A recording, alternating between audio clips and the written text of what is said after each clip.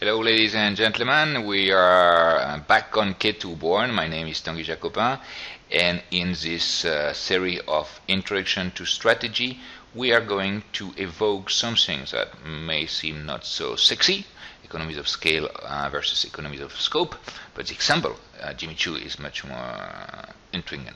The second one, Citigroup, is powerful in terms of powerful company, but maybe less glamorous than Jimmy Choo.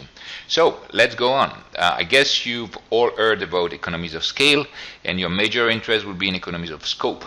So let's go and provide some definition first, and go to an example to illustrate both cases.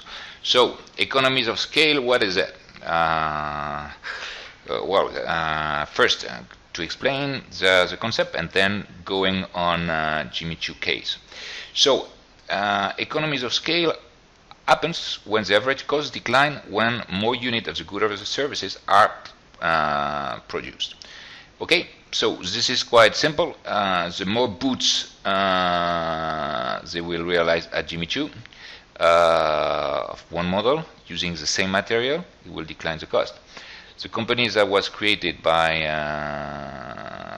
Melon and Shoe has been, in that sense, really in advance of a time, because they combine the ability of the shoemaker, Mr. Shoe, and with highly glamorous Tamara Melon. So it was a fantastic team. And on top of that, they focus on traditional British classy stuff, plus a small touch of modernity. And this is the reason why it was an extraordinary success. When we, as you may know, there are some investors that came in. Tamara Mellon left the company. Mr. Shoe is still in. And what they've tried to do is they tried to increase a lot the portfolio of product, moving to accessorize, getting as well in the men shoes. Since they are overstretched, the brand. Maybe I'm wrong, and we're going to see in the next year who was right. Because I guess that there was a different perception in terms of strategies that the company should follow between Mellon and the investors. But the key point is, you can imagine that if you make the same type of heels, for instance, it will decline, and you will be able to use them for a vast majority of shoes. And if you look at them, of the heels, for instance, they are all same size. So you've got normally they are high heels. Well, you've got mid heels. They are 2 inch and a half. You've got 3 inch and a half, 4 each, 4 inch and a half, and this is quite standard. And like that, they can use them for all the shoes. Okay. Now, if we move towards not so glamorous company, but as successful, maybe more because it has more foundation, it's an older company, we are moving to Citigroup, and we're going to evoke, this is a concept that is a bit more difficult maybe to understand. It's economies of scope. So when are we referring to this concept? Well, basically, when you've got different line of product, you decide to have only one assembly line, and you make them, and you input, you make the input of the cost to each line of product.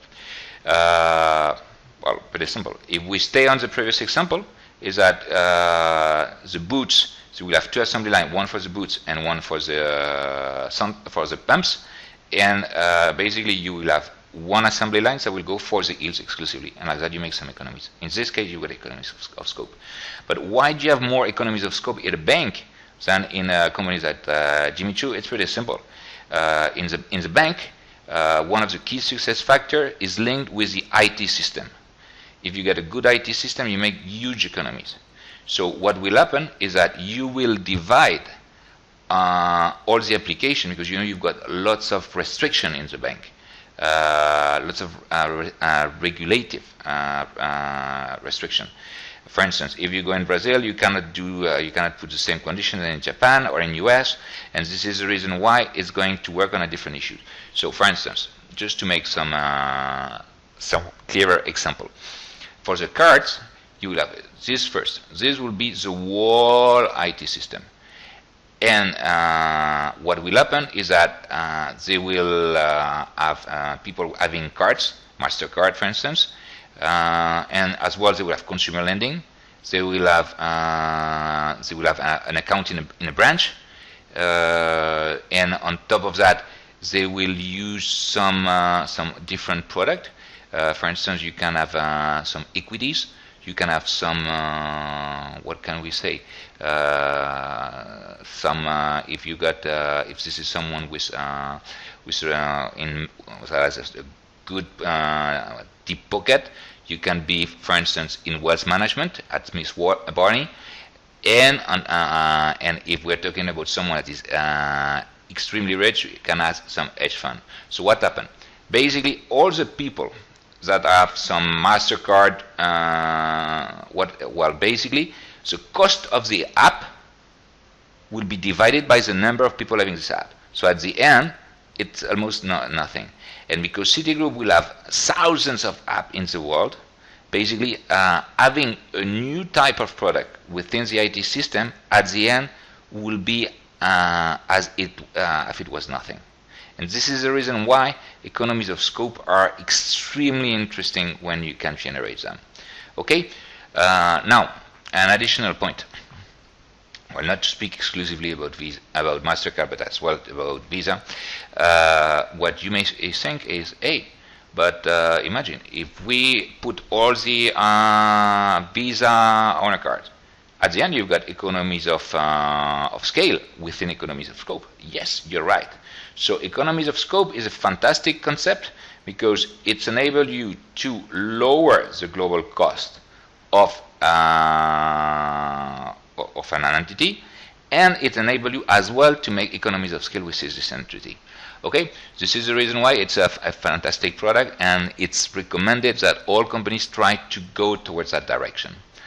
Okay, so in order to conclude, what can we say?